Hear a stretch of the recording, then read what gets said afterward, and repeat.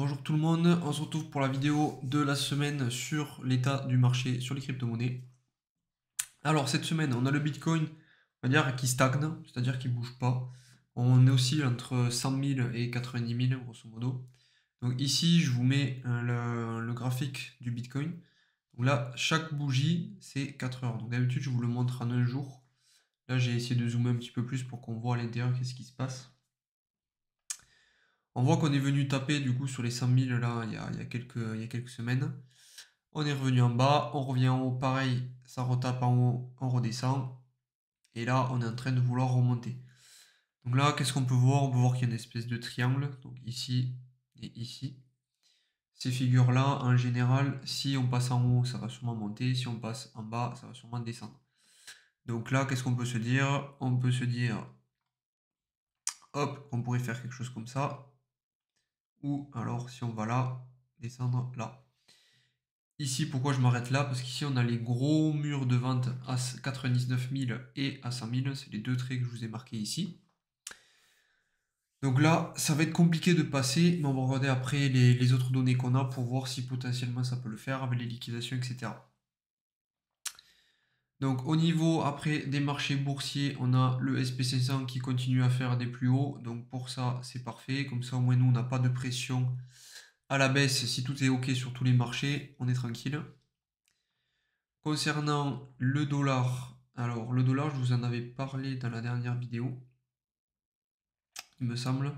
Chaque fois qu'on avait une grosse baisse, c'était là où on avait du coup les débuts des grosses performances sur les altcoins. On a vu que là, cette semaine, donc là je suis en weekly, donc chaque barre égale une semaine. La semaine dernière, on a eu une belle baisse, donc c'est parfait pour nous. Par contre, là, on voit qu'on est en train de remonter. Donc là, il va falloir surveiller. Pourquoi? Parce que là, en fait, on voit qu'on a une grosse résistance ici. Et si on s'installe au-dessus, ça ne sera pas très bon pour nous. Donc ça, moi, je continue à le surveiller. On va voir comment ça va évoluer. Mais pour l'instant, rien d'alarmant. Maintenant, la Bitcoin dominance. Donc là, les derniers jours, vous avez dû voir sur vos portefeuilles, il y avait tout qui explosait dans tous les sens. Tout le monde a dû faire des belles performances. Donc ça, c'est cool déjà. Comment ça se fait? On a la Bitcoin dominance qui montait, qui montait, qui montait, qui montait, jusqu'à arriver jusqu'à 61%. Et là, en une semaine, enfin non, plusieurs semaines, mais tac. Donc là, chaque barre égale une semaine. Donc là, ça fait 2-3 semaines qu'on fait que descendre. On est passé de 61 à 54. Donc ça, qu'est-ce que ça veut dire? Ça veut dire que le Bitcoin prend moins de place sur le marché des crypto-monnaies. Et donc, vu qu'il prend moins de place, ça laisse plus d'espace pour les autres crypto-monnaies de performer. C'est pour ça que vous avez dû voir sur vos portefeuilles que la plupart des cryptos avaient bien monté. Donc pour l'instant, c'est plutôt les grosses cryptos avec des grosses capitalisations qui explosent. Ça n'est une par-ci par-là qui explose. Donc dans votre porte-monnaie, ce ne sera pas toutes. Mais en fait, elles sont toutes quand même en positif. On le regardera à la fin. On fera un petit tour sur chacune des cryptos. Donc pour la Bitcoin dominance, c'est cool. On va voir comment ça va évoluer. Si elle continue à descendre, ben, ça sera l'alt saison et du coup là, ça sera vraiment le moment de faire les gros gains. Si on ralentit et qu'après je vais vous montrer, il y a d'autres infos qui peuvent nous dire que ça va peut-être ralentir. On verra en fonction, mais je vous explique après. Tac. Concernant la capitalisation boursière de toutes les crypto-monnaies, on continue à faire des plus hauts, donc c'est parfait. Vous voyez qu'on vient de toucher, on est passé juste au-dessus du dernier plus haut. Vous voyez, hop, donc là c'est les anciens cycles, donc potentiellement si on se fie au cycle précédent, vous voyez que sur le cycle d'avant on est monté très très haut, on est monté jusqu'ici. On est redescendu, puis quand on est remonté, on a dépassé ce dernier plus haut pour aller encore plus haut. Donc là, c'est un peu ce qui se passe. On revient au niveau du dernier plus haut pour aller chercher beaucoup plus haut. Donc là, on va voir comment ça va évoluer. Mais normalement, une fois qu'on s'est libéré de ça, c'est-à-dire que là, c'est la dernière résistance, normalement, après ça devrait monter. Ethereum qui commence à bien performer contre le Bitcoin. Donc là, c'est ce que je vous avais dit la semaine dernière. Si Ethereum surpasse les performances du Bitcoin, en fait, ça veut dire que les altcoins en général vont surperformer aussi le Bitcoin. Donc ça, c'est super important que l'Ethereum, lui, monte. Donc en fait, nous, on va chercher à ce que ce graphique monte. S'il stagne ou qu'il descend, on va dire que ça va prendre plus de temps. Mais là, pour l'instant, on est sur une bonne tendance qui va monter. Et il va falloir péter ça. Mais on n'y est toujours pas arrivé. On va attendre encore un peu. Donc après, concernant les liquidations sur le prix, donc là ça va être uniquement sur le Bitcoin. Vous voyez à chaque fois les endroits où c'est jaune là, c'est-à-dire qu'en fait il y a beaucoup d'ordres placés à la vente ou à l'achat. Donc quand c'est au-dessous, ça va être à l'achat, et quand c'est au-dessus, ça va être à la vente. Donc là, on voit ici que sur les 99 000 là, il y a énormément d'ordres placés à 99 500 et surtout aux 100 000. Vous voyez, marqué 880, 880, 880. Là, c'est les bitcoins qui sont positionnés à la vente. Donc ça, qu'est-ce que ça nous montre ça? Ça nous montre que si on monte, on a des petits ordres à 98 000, on en a qui commencent à envoyer du lourd à 99 000, mais c'est surtout à 100 000 où là, on a vraiment un mur. Donc là, c'est comme la dernière fois, on est venu les péter au fur et à mesure, pouf. Et là, depuis, il y en a de nouveaux qui ont mis des ordres et on revient à peu près à ce que c'était ici. Par contre, ce que ça montre aussi, c'est que dessous, on n'a quasiment rien jusqu'aux 90 000. Donc ça, qu'est-ce que ça nous montre? Ça nous montre que si le marché décide du coup, donc soit de taper en haut et de redescendre, soit directement de redescendre, on peut très facilement venir jusqu'aux 90 000 parce qu'en fait, il n'y a pas d'ordre dessous, il n'y a rien. C'est comme si le prix descendait et que personne ne voulait acheter, ben, il va continuer à descendre si personne ne rachète, jusqu'aux 90 000 où là, il y a vraiment beaucoup plus d'ordres qui sont placés. Donc voilà pour ça. Ensuite, pour les fundings, donc ça c'est sur les marchés dérivés, donc ceux qui mettent des leviers. Chaque fois, je vous disais, dès que ça monte, souvent c'est qu'on va avoir une correction, ça revient dans le vert, ça remonte dans le rouge après correction, etc., etc. Et là, on voit que ça devient tout rouge. Pourquoi ça devient tout rouge? Parce que toutes les petites crypto-monnaies, donc les altcoins, sont en train d'exploser, tout le monde met du levier de fou, et donc forcément, au bout d'un moment, ça va péter à la baisse, et tout le monde va se faire du coup liquider, forcément. Et ça sera à ce moment-là, nous, qu'il faudra qu'on achète. Donc pour le moment, là, c'est bien rouge, mais ça peut encore durer quelques temps. Pourquoi? Parce que vu que la dominance du Bitcoin baisse, ça peut continuer encore un moment. Par contre, le moment où ça va descendre et on va revenir dans le vert, ça sera là le moment où il faudra racheter. Donc là, pour ceux qui ne sont pas sur le marché, dans tous les cas, il faut y rentrer parce qu'on ne va pas attendre si ça redescend jamais, que c'est vraiment là la saison et que ça se finit en janvier. Il ne faudra pas attendre. Par contre, pour ceux qui veulent recharger, là, peut-être attendre un peu, puisque là, on est vraiment sur des prix qui explosent et on ne va pas racheter quand ça explose. Nous, on attend plutôt des corrections pour racheter. Voilà. Et après, ici, c'est la carte du coup des liquidations. Donc ça va être du coup les effets de levier qui vont être liquidés. Donc là, comme je vous disais, ça fait que monter, donc tout le monde met des leviers, des leviers, des leviers. Mais ça, c'est principalement sur les altcoins. Sur le Bitcoin, la différence, c'est que là, il n'y en a pas trop de levier parce que le Bitcoin, il bouge plus trop vu que tout l'argent va dans les altcoins. Cependant, on peut voir toujours qu'il y a énormément de liquidation au niveau des 100 000. Donc c'est à peu près aussi au niveau de là où il y a tous les ordres de vente posés. Donc en fait, là, le truc qui va arriver, c'est que si on a plus de liquidation que d'ordre de vente de Bitcoin, et ben en fait, on va réussir à passer. Si c'est l'inverse, on a plus de ventes que de liquidation, voilà, on va taper contre et on va redescendre. Ok. Donc là, on peut voir que de 96 000 à 93 000, il n'y a rien, donc pareil, on peut redescendre très vite. Et par contre, pour monter, on a quand même des mecs qui veulent vendre le Bitcoin et qui ont shorté, ce qu'on appelle. Quand on parie à la baisse, on short. Quand on parie à la hausse, on long le marché.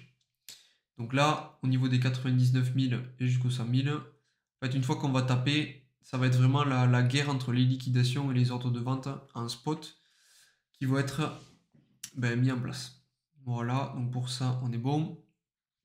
Au niveau de l'Altcoin Season Index, donc là, je vais vous montrer, hop, si on va sur du court terme, on voit qu'on est en altcoin saison sur du court terme, parce que là, du coup, on est à 90, et en début d'année, on n'était même pas à ce niveau-là. Donc là, on voit vraiment que le marché, il est assez euphorique, tout explose dans tous les sens.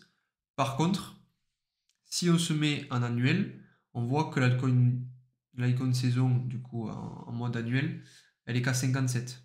Donc, si on dézoome et qu'on regarde les derniers cycles, vous voyez, en 2021-2022, on est monté jusqu'à 80-90. Donc, aujourd'hui à 57, sur du court terme, on voit qu'on surchauffe, mais sur du long terme, on est encore large.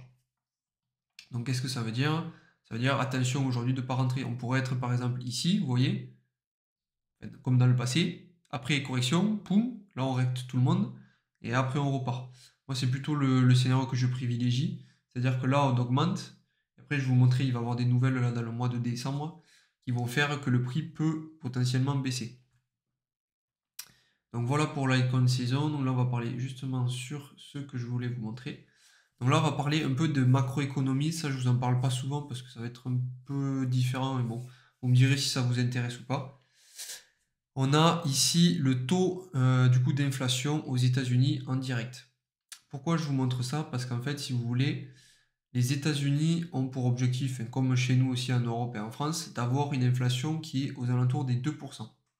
Pourquoi des 2%? Pour qu'on ait le pouvoir d'achat des populations qui ne bougent pas trop, mais qu'on ait quand même de l'attraction sur l'économie, etc.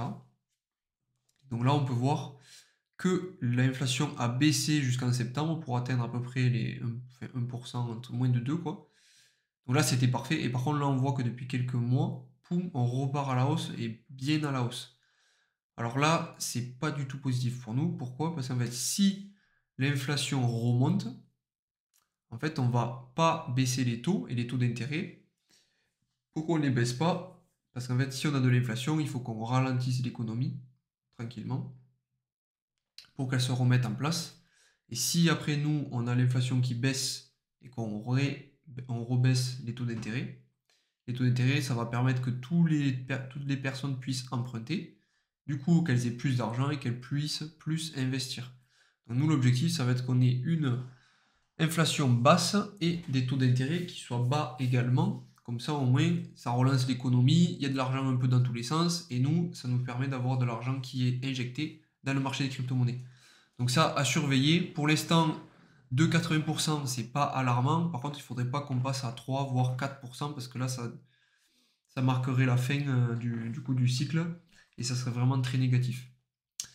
Donc après, voilà, je voulais montrer ça.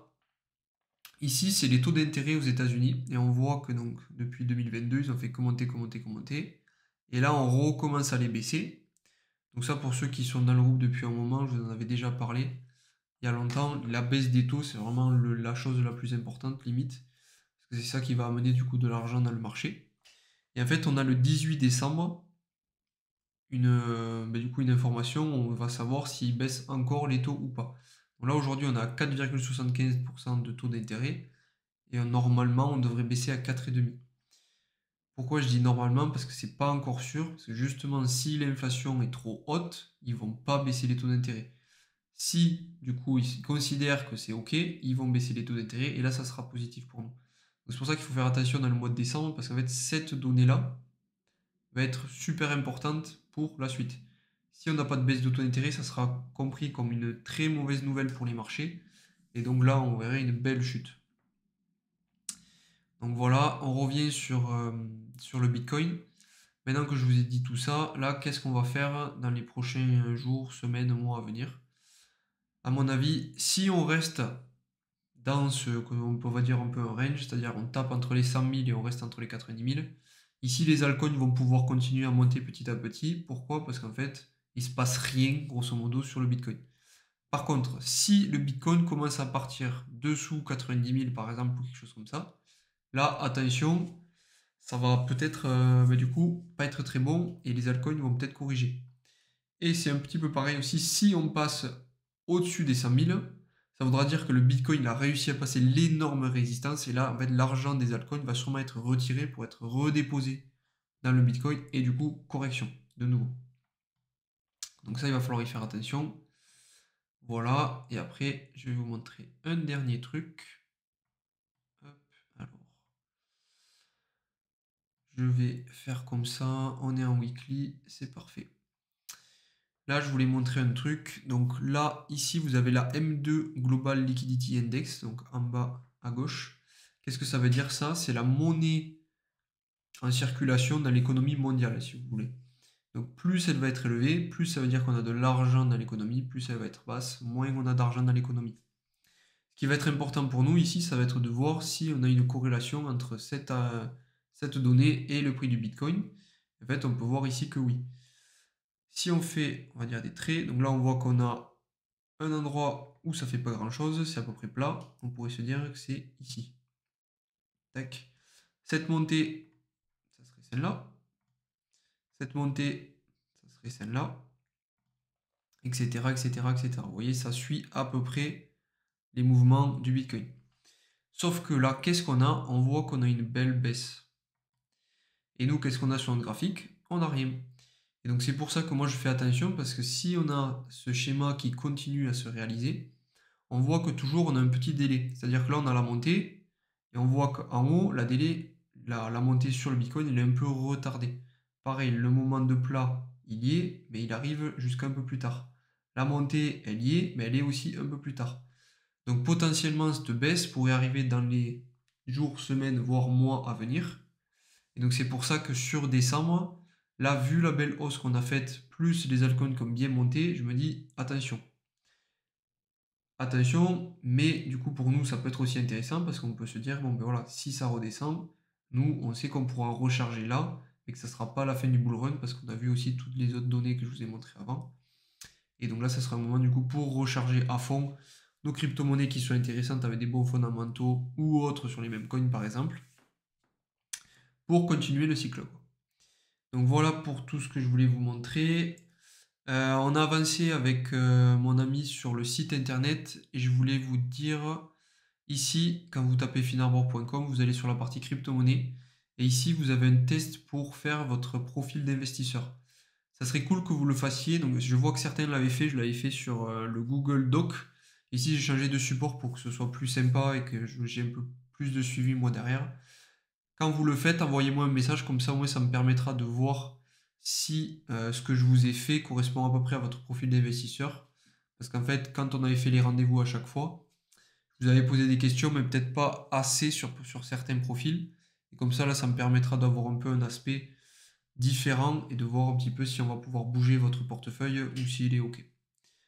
Donc voilà pour ça. Si vous avez des questions, comme d'habitude, vous n'hésitez pas. Et puis on se retrouve sur le groupe.